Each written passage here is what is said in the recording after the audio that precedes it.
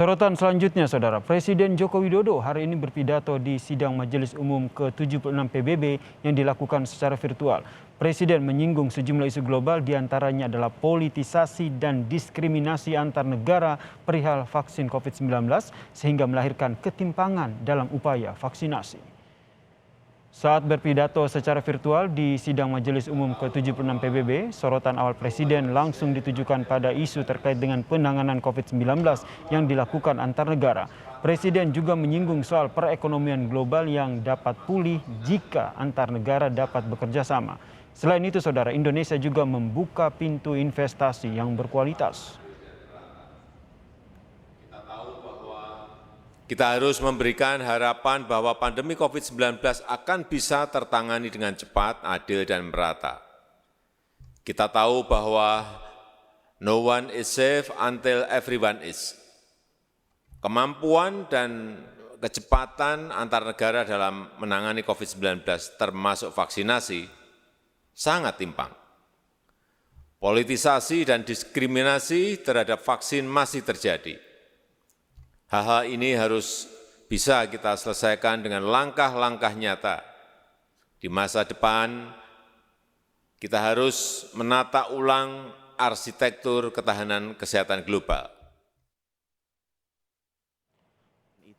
Sementara itu, Saudara, Presiden Amerika Serikat Joe Biden mengundang Presiden Joko Widodo untuk berdiskusi soal penanganan COVID-19 secara global di sela-sela sidang umum PBB pada Rabu malam.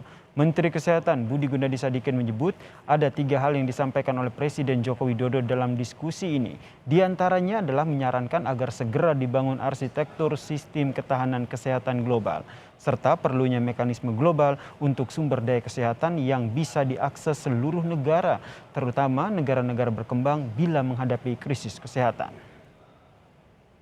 Hal yang kedua yang Bapak Presiden sampaikan adalah bahwa perlu segera dibangun mekanisme global untuk sumber daya kesehatan yang bisa diakses oleh seluruh negara, terutama negara-negara berkembang, bila mereka menghadapi krisis kesehatan. Sama seperti sistem ketahanan keuangan global yang dibangun dalam bentuk mekanisme IMF yang tata kelolanya sudah jelas, partisipasinya juga sudah jelas, dan sudah terbukti bisa menyelamatkan kondisi keuangan baik secara fiskal atau moneter di negara-negara berkembang. Bila ada masalah bisa dibantu.